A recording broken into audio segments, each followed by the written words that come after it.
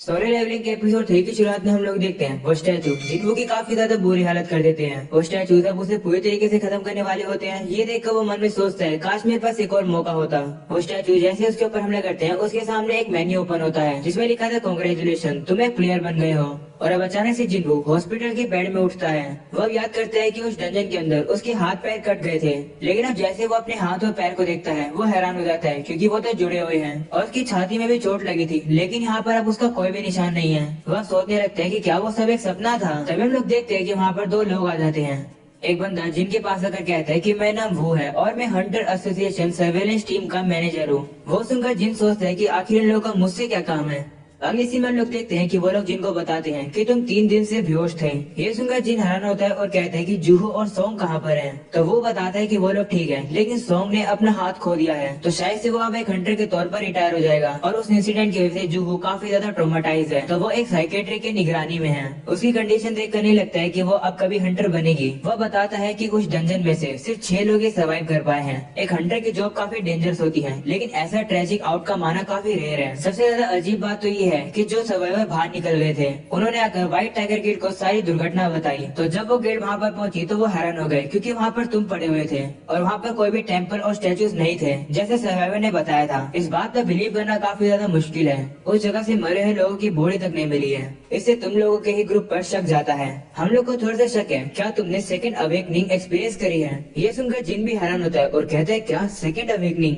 जिन्हें बताते हैं कि हंटर की पावर तब डिटरमाइन होती है जब उसकी अवेकनिंग होती है, और अवेकनिंग के बाद पावर कभी चेंज नहीं होती है। लेकिन कुछ रेयर केसेस में हंटर के साथ सेकंड अवेकनिंग होती है। इससे वो अपनी पिछली लिमिट को क्रॉस कर सकते हैं और ए या फिर एस रैंक तक जा सकते हैं। जिन अब थोड़ा सा खुश हो जाता है कि उसकी सेकंड अवेकनिंग हुई होगी।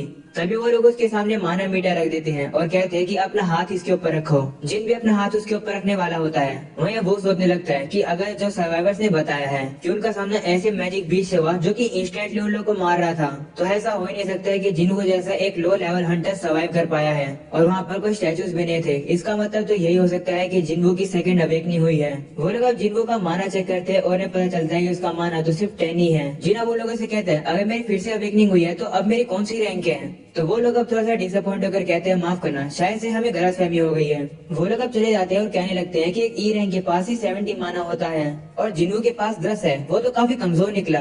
मैं वो सोचने लगता है कि वो डंजन गायब हो गया है और उसे वापस से एक्सप्लोर नहीं किया जा सकता है, तो आखिर जिन्हों ने सर्वाइव कैसे किया? वहीं पर अब जिन्हों भी थोड़ा सा डिसअपॉइंट होकर लेट जाता है और सोचता है कि आखिर इन लोगों ने मुझसे इस चीज के बारे में क्यों नहीं पूछा जो कि हवा में उड़ रही है। लगता है इसे सिर्फ मैं ही देख पा रहा हूँ। वो अब यहाँ पर एक मेन्यू की बात कर रहा होता है। वो उसे टच करके भी देखता है और उसे पता चलता है कि ये टच पैनल नहीं है। तभी अब उसे वापस से वही स्टैचूज की मेमोरी आने लगती है और उसके सामने एक नोटिफिकेशन पैनल ओपन होता है जिसमें उसे पूछा गया था कि तुम क्वालिफाई हो, क्या तुम प्लेयर बनना चाहोगे? अगर एक्सेप्ट नहीं करोगे तो 0.02 सेकंड में तुम्हारा हार्ट रुक जाएगा। जिन्हों ये सारी मेमोरी याद कर रहा होता है, तभी उसकी बहन जिन्ना वहाँ पर आ जाती है। वो जिन्हों को जगह हुआ देख काफी रिलीफ फील करती है और कहती है कि तुम्हें अपना ख्याल रखना चाहिए, मुझे तुम्हारी काफी चिंता हो रही थी। जिन्हों अब उसे माफी मांगता है तो उसकी बहन कहती है कि हमेशा तुम्हारी बुरी हालत हो जाती है, अगर अगली बार ऐसा कुछ हुआ तो मैं अपना स्कूल छोड़कर एक जॉब ले लूंगी जिससे कि तुम्हें हंटर नहीं बनना पड़ेगा। तो जिन्हों कहते हैं ठीक है समझ गया, माफ कर दो। वैसे क्या तुम इस चीज को देख पा रही हो? जिन्हों को पता चलता है कि जिन्ना उस मेन्यू को नहीं देख पा रही होती है जो कि वो देख पा रहा होता है। वो अपनी बहन से कहता है क्या तुम्हें पता है कि गेम्स में कभी कभार अनरीड नोटिफिकेशन दिखती है, तुम उन्हें कैसे रीड कर पाती थी? तुम काफी सारे गेम्स खेला करती थी तो तुम्हें पता होगा। तो जीना कहती है कि यूजुअली तुम अपने मैसेज बॉक्स को ओपन करते हो। तभी जिन्हों के सामने एक और नोटिफिकेशन आती है जिसमें लिखा होता है डेली क्वेस्ट। वो सोचने लगता है कि पहले तो मेरे सामने प्लेयर नाम की कोई चीज आई थी। ये देखकर उसकी बहन कहती है कि देखकर लगता है कि तुम ठीक हो, मैं जा रही हूँ, अपना ख्याल रखना। ऐसा बोलने के बाद वो बाहर आ जाती है जहाँ पर उसकी वही दोस्त जिसका नाम सोंग ही होता है वो उसका वेट कर रही थी। जिनको वहीं पर पड़ता है कि सिस्टम डिजाइन किया गया है प्लेयर के डेवलपमेंट को असिस्ट करने के लिए, अगर फेल हो जाओगे तो पेनल्टी मिलेगी। जिनको को समझ ही नहीं आ रहा होता है कि आखिरकार ये सब है क्या। उसके सामने वापस से वही डेली क्वेस्ट आती है जिसमें स्ट्रेंथ ट्रेनिंग लिखा था। वो उसे कंफर्म करता है तो उसे कुछ गोल दिखाई देते हैं जिसमें लिखा था कि उसे पुशअप, सिटअप्स, स्क्वाट, रनिंग करनी है और अगर इस क्वेस्ट को पूरा नहीं करोगे तो पेनल्टी मिलेगी। ये सब देखकर जिन कहते हैं कि ये सब क्या बकवास है, मैं हॉस्पिटल में हूँ, मेरे पास इतना स्टेमिना थोड़ी है कि मैं ये सब कर पाऊंगा, कुछ समझ नहीं आ रहा है कि ये क्या है। वहीं पर अब अगले सीन में हम लोग गो को देखते हैं जो कि चेयरमैन गो को बताता है कि हमें गलतफहमी हो गई थी, जिन्हों की सेकंड अवेकनिंग नहीं हुई है। ये सुनकर वो कहते हैं कि ठीक है, लेकिन ये अच्छा हुआ कि इस इंसिडेंट में डंजन ब्रेक नहीं हुआ, लेकिन अभी भी काफी सारे क्वेश्चन हैं जिनके जवाब नहीं मिले हैं। तो वो कहता है हाँ, ये प्रीवियस केसेस जैसा बिल्कुल भी नहीं है, डंजन काफी सारे मिस्ट्री से भरे हुए हैं। गो अब कहते हैं कि इस केस को मैं स्पेशल केस में नोट कर रहा हूँ और डाटा बैंक में एंटर करता हूँ जिससे फर्दर इवेल्युएशन हो सके। वो सुनकर वो कहता है ठीक है। अगले सीन में हम लोग चोई को देखते हैं जो कि चा से कहता है कि मैं चाहता हूँ कि आप अगली बी रैंक रेड में एक इंस्ट्रक्टर के तौर पर ज्वाइन करो। वो रेड एक टेस्ट और प्रैक्टिकल ट्रेनिंग के तौर पर काम करेगी न्यू रिक्रूट्स के लिए। वो सुनकर चा कहती है कि मुझे नहीं पता कि मैं एक इंस्ट्रक्टर के तौर पर इसे हैंडल कर पाऊंगी या नहीं। तो चोई कहता है आपको बस नॉर्मली वैसे ही लड़ना होगा जैसे आप लड़ती हो, सभी लोग आपको देखकर बस सीखेंगे। आप इतनी ज्यादा टैलेंटेड जो हो। हंटर गिल्ड पूरी कंट्री में से 5 लार्जेस्ट गिल्ड में से एक है, लेकिन इंटरनेशनल लेवल पर हम लोग अनरिमार्केबल हैं। और क्योंकि इंडिविजुअल रैंक इंक्रीज नहीं हो सकती है तो हमें हमारी कलेक्टिव कॉम्बैट एबिलिटी को बढ़ाना होगा ताकि जब तक समय आए तब तक हम लोग रेडी हो। अगले सीन में हम लोग रोड का सीन देखते हैं जहाँ पर अचानक से एक गेट ओपन हो जाता है। ये गेट बिल्कुल रोड के बीच में खुला है, इससे सभी लोग अब सोचने लगते हैं कि हंटर्स कब आएंगे इसे बंद करने के लिए। अगले सीन में हम लोग जिन्हो को देखते हैं जिसकी नोटिफिकेशन आती है कि तुमने डेली क्वेस्ट पूरी नहीं करी। तभी अब अचानक से उसके रूम में एक काफी खतरनाक भूकंप आ जाता है और अब वो जैसे नीचे गिरता है वो देखता है कि वो तो एक डेजर्ट में आ गया है। और अब अचानक से उसके पीछे एक काफी बड़ा सेंटीपीड आ जाता है और अब जिन्हो का गोल होता है कि उसे वहाँ पर 4 घंटे सर्वाइव करना है। जिसके बाद हम लोग देखते हैं कि जैसे नर्स अब जिन के रूम में जाती है वो देखते हैं कि जिन तो वहाँ पर होता ही नहीं है। वो काफी कंफ्यूज होकर जिन को हॉस्पिटल में ही ढूंढने लगते हैं। दूसरी तरफ अब जिन को दिखाया जाता है जो कि मॉन्स्टर से बच के भाग रहा होता है। दौड़ते दौड़ते अब उसकी काफी बुरी हालत हो जाती है, वो और ज्यादा दौड़ नहीं पा रहा होता है। तभी वो मॉन्स्टर उसके काफी पास आ जाते हैं उसके ऊपर हमला करने के लिए। तभी सर्वाइव करने का टाइम पूरा हो जाता है और अब अचानक से जिन अपने रूम में वापस आकर गिरता है और अब उसके सामने नोटिफिकेशन आती है कि तुमने पेनल्टी क्वेस्ट सर्वाइवल पूरी कर दिया है, अपना रिवॉर्ड चेक कर लो। वहीं पर जिन अब बेहोश हो जाता है। तभी हम लोग देखते हैं कि वहाँ पर वो नर्स पहुंच जाती है और जिनको बेहोश देखकर उसे उठाने के लिए जाती है। अगले सीन में हम लोग जिन को देखते हैं जो कि अब काफी अच्छे से हील कर चुका है। वो ये बात फोन पे अपनी बहन को बता रहा होता है। उसकी बहन अब उसे कहती है कि तुम्हें मुझे खाना खिलाने के लिए लेके जाना होगा।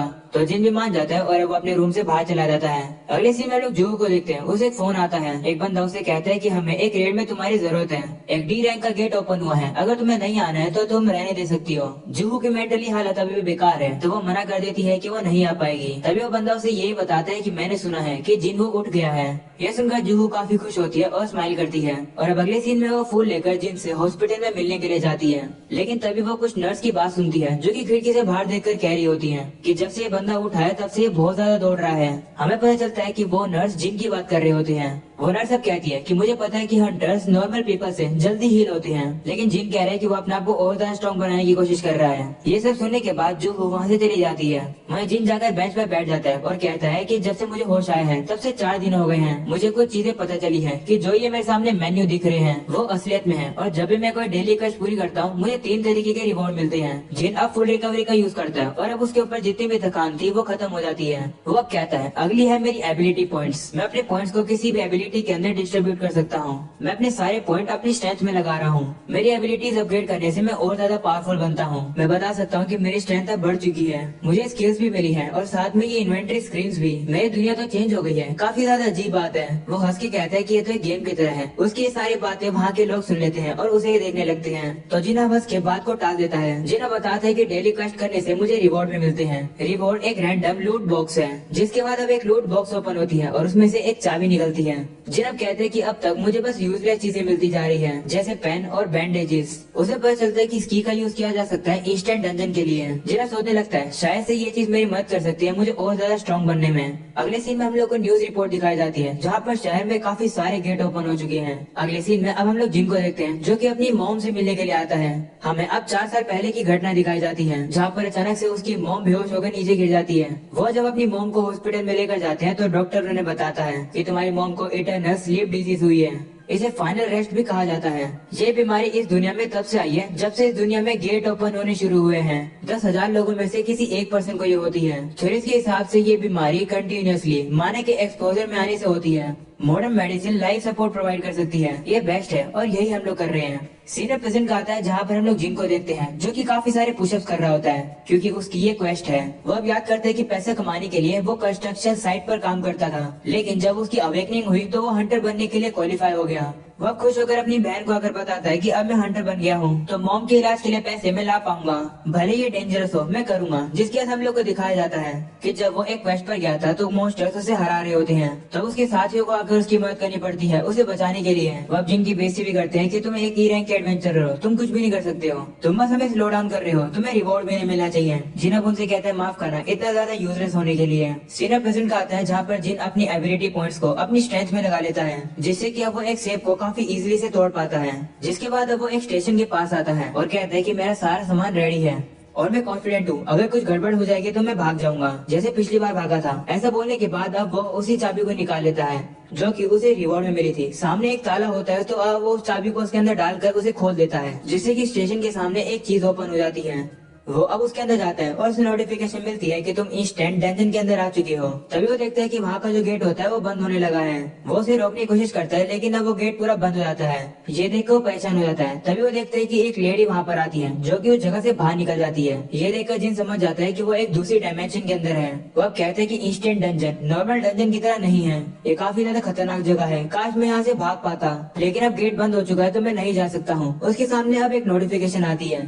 उसमें लिखा होता है कि तुम डंजन से तब तक बाहर नहीं निकल सकते हो जब तक तुम बॉस को ना हरा दो या फिर टेलीपोर्टेशन स्टोन यूज करो। जिनको समझ नहीं आता है कि ये टेलीपोर्टेशन स्टोन क्या है, तब उसके पास यही ऑप्शन बचा कि उसे ये डंजन क्लियर करना होगा। उसे पता है कि उसके लिए ये काफी ज्यादा डेंजरस काम है, लेकिन फिर भी अब उसके पास कोई चॉइस नहीं है तो वो अंदर चला जाता है। तभी अचानक से उसके सामने 3 गॉब्लिन आ जाते हैं, जिनको अब याद आता है कि पिछली बार गॉब्लिन्स ने ही उसे घायल किया था। हम लोग अब देखते हैं कि वो गॉब्लिन्स जिन के ऊपर हमला करने लगते हैं, जिन भी अब उन सभी को डॉज कर रहा होता है। इसी तरीके से वो काफी देर तक उनके अटैक को डॉज कर रहा होता है। उसका बैग भी उसके हाथ से छूट जाता है और अब वो भी नीचे गिरता है, लेकिन वो हार नहीं मानता है। वो खड़ा होकर अब एक गॉब्लिन को मार ही देता है और अब इसी तरीके से वो काफी ज्यादा और मेहनत करके बाकी 2 गॉब्लिन्स को भी मारता है और कहता है कि मैं थोड़ा ताकतवर हो गया हूँ। तभी अचानक से दीवार तोड़कर एक वुल्फ वहाँ पर आ जाता है जो कि जिन के ऊपर डायरेक्टली हमला करके उसके नाइफ को तोड़ देता है। जिन भी अब समझ जाता है कि ये वुल्फ उन गॉब्लिन से कई गुना ज्यादा ताकतवर है। जिन के अब पैर कांपने लगते हैं, उसके पैर हिल तक नहीं पा रहे होते हैं। वो सोचने लगता है क्या मैं डर रहा हूँ, क्या मैं स्टैचूज की वजह से ट्रॉमेटाइज्ड हूँ, मुझे नहीं लगता, मैं पहले डरा हुआ था। तभी अचानक से वो वुल्फ जिन के ऊपर हमला करके उसे थोड़ा घायल कर देता है। जिन अब घबरा जाता है और कहने लगता है कि मेरे साथ कोई भी हीलर नहीं है, तो अगर मैं यहाँ पर इंजर्ड हुआ तो मैं मारा जाऊंगा। तभी हम लोग देखते हैं वो वुल्फ काफी तेजी से जिन के ऊपर हमला करने के लिए आ जाता है और यही हो जाता है ये एपिसोड खत्म। पसंद है तो लाइक कर देना, चैनल पर नहीं हो तो सब्सक्राइब कर देना। मिलते हैं अगले एपिसोड में, तब तक के लिए बाय बाय।